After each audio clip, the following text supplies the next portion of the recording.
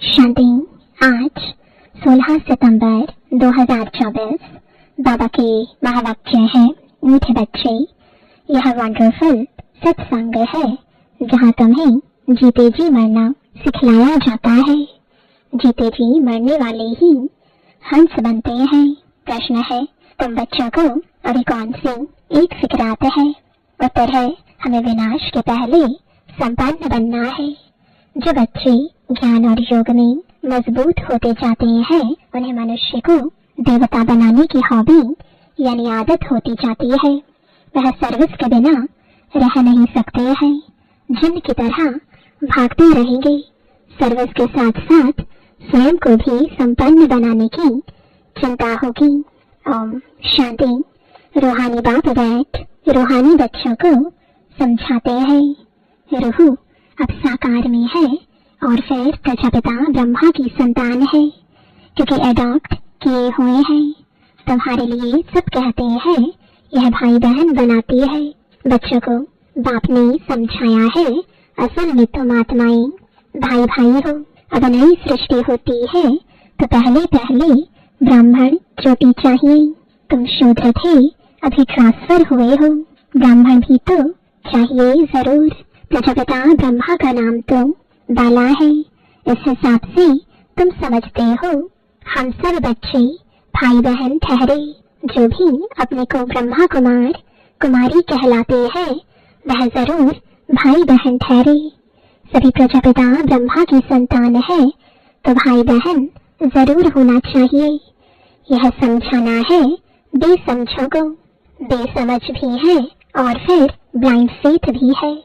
जिनकी पूजा करते हैं, फेथ रखते हैं, यह फलाना है, परंतु उसे जानते कुछ भी नहीं। लक्ष्मी नारायण की पूजा करते हैं, परंतु वह कब आए, कैसे बने, फिर कहाँ गए, कोई भी नहीं जानते। कोई भी मनुष्य नेहरू आदि को जानते हैं तो उनकी हिस्ट्री जियोग्राफी का भी सब पता है। अगर बायोग्राफी को नहीं जानते तो वह क्या काम का पूजा करते हैं, परंतु उनकी जीवन कहानी को नहीं जानते। मनुष्यों की जीवन कहानी को तो जानते हैं, परंतु जो बड़े पास्ट हो गए हैं, उनकी एक की भी जीवन कहानी को नहीं जानते। शिव के कितने ढेर पुजारी हैं, पूजा करते हैं, फिर मुख से कह देते वह तो पत्थर भितर में है, कण कण में है। क्या यह जीवन कहानी ठहरी? यह तो अक्ल की बात नहीं हुई। अपने को भी पतित कहते हैं। पतित अक्षर कितना फिट है। पतित माना विकारी। तुम समझा सकते हो कि हम ब्रह्मा कुमार कुमारी क्यों कहलाते हैं? क्योंकि ब्रह्मा की औलाद है और एडॉप्टेड है। हम कुख वंशावली नहीं, मुख वंशावली है। ब्राह्मण ब्राह्मणियां तो भाई बहन ठहरे ना, तो उनकी आपस में क्रिमिनल आई हो ना सके। खराब ख्यालात मुख्य है ही काम के। तुम कहते हो हम प्रजापिता ब्रह्मा की संतान भाई बहन बनते हैं।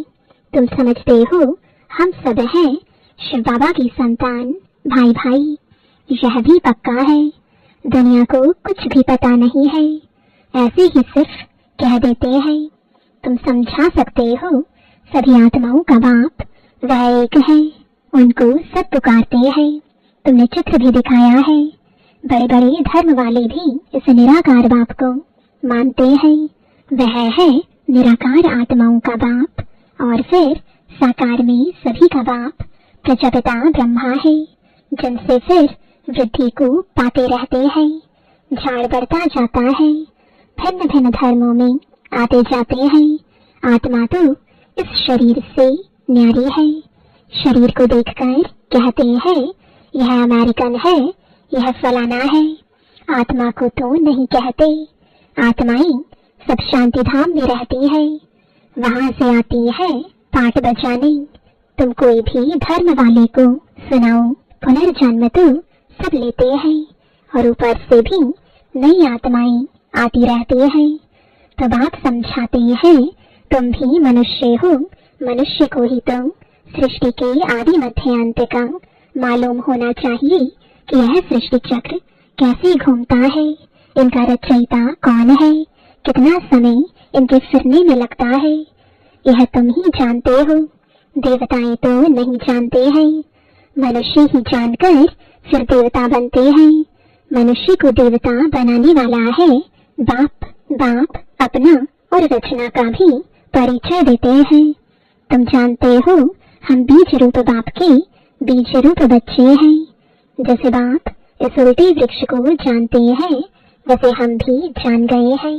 मनुष्य को कभी यह समझा ना सके, परंतु तुमको बाप ने समझाया है।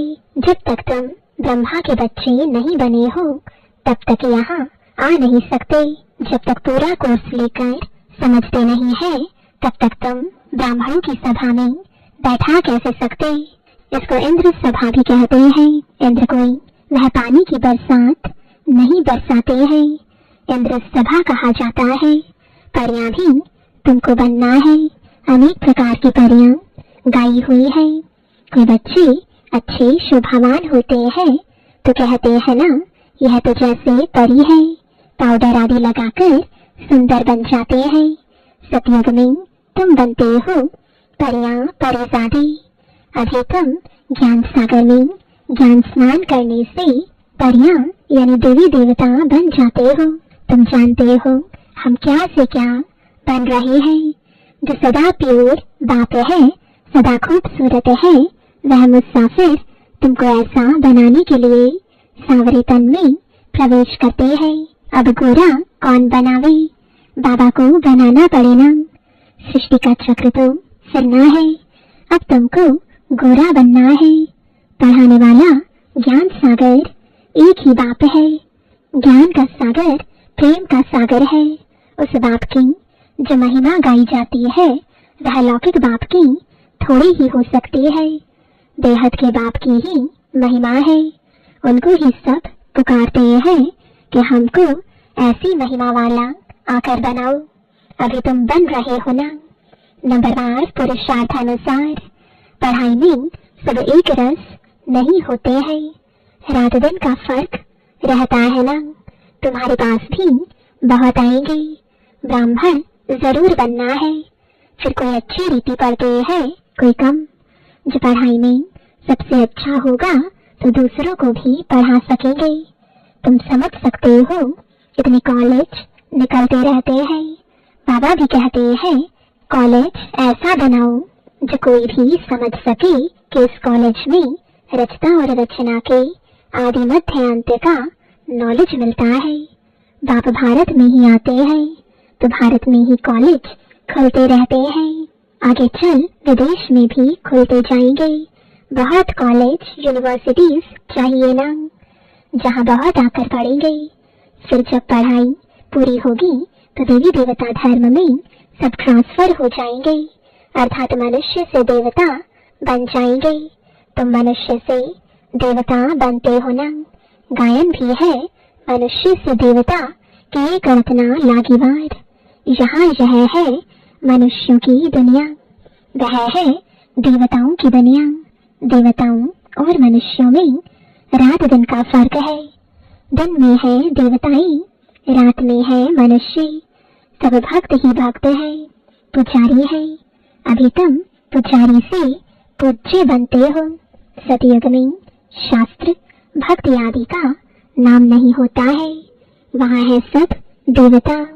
मनुष्य होते हैं भक्त, मनुष्य ही फिर देवता बनते हैं। वह है दैवी दुनिया। इसको कहा जाता है आसुरी दुनिया। राम राज्य और रावण राज्य। आगे तुम्हारी बुद्धि में यह थोड़ी ही था कि रावण राज्य किसको कहा जाता है, रावण कब आया, कुछ भी पता नहीं था। कहते हैं लंका समुद्र में डूब गई। ऐसे ही फिर द्वारका के लिए भी कहते हैं। अभी तुम जानते हो यह सारी लंका डूबने की है। सारी दुनिया भी बेहद की लंका है। यह सब डूब जाएगी, पानी आ जाएगा। बाकी स्वर्ग कोई डूबता थोड़ी ही है। कितना अथाह धन था। बाप ने समझाया है। एक ही सोमनाथ मंदिर को मुसलमानों ने कितना लूटा। अभी देखो कुछ नहीं रहा है। भारत में कितना अथाह धन था। भारत को ही स्वर्ग कहा जाता है।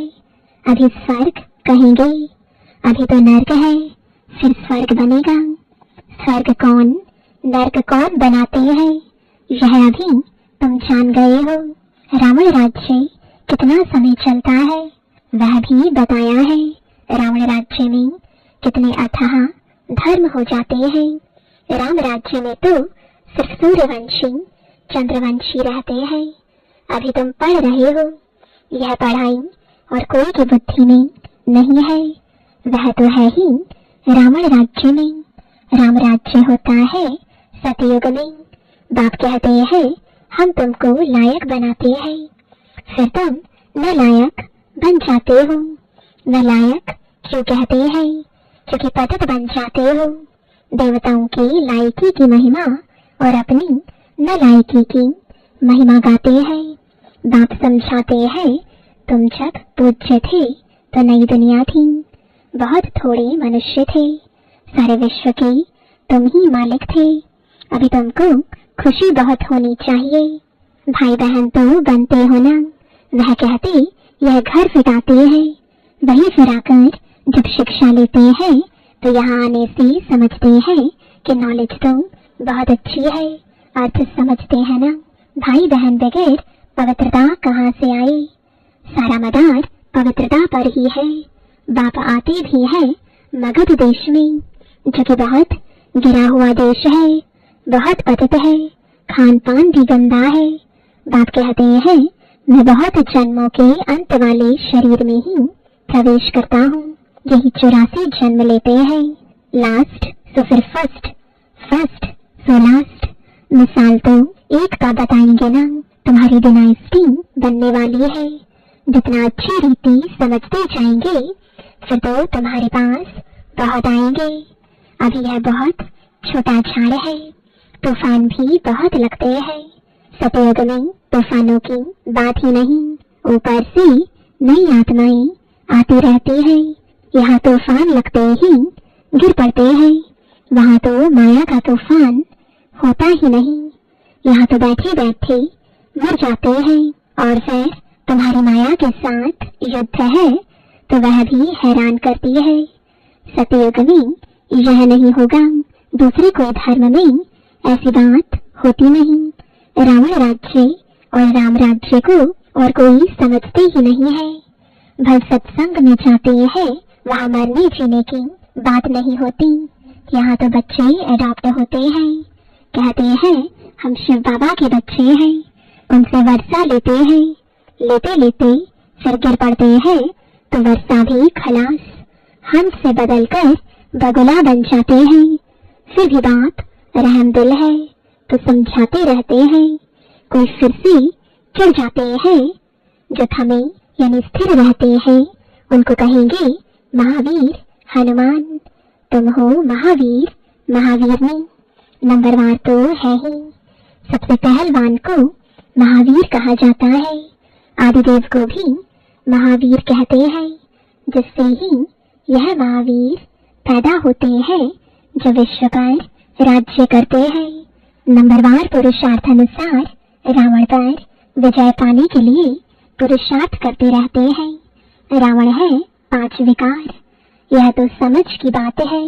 अभी तुम्हारी बुद्धि का ताला बाप खोलते हैं, फिर ताला एकदम बंद हो जाता है। यहाँ भी ऐसे है, जिनका ताला खुलता है तो वह जाकर सर्विस करते हैं। बाप कहते हैं जाकर सर्विस करो, गटर में जो पड़े हैं उनको निकालो। ऐसे नहीं कि तुम भी गटर में गिरो, तुम बाहर निकल औरों को भी निकालो। विषय वैतरणी नदी में अपरंपार दुख है, अभी अपरंपार सुखों में चलना है। जो अपरंपार सुख देते हैं उनकी महिमा गाई जाती है। रावण जो दुख देते हैं उनकी महिमा होगी क्या। रावण को कहा जाता है असुर।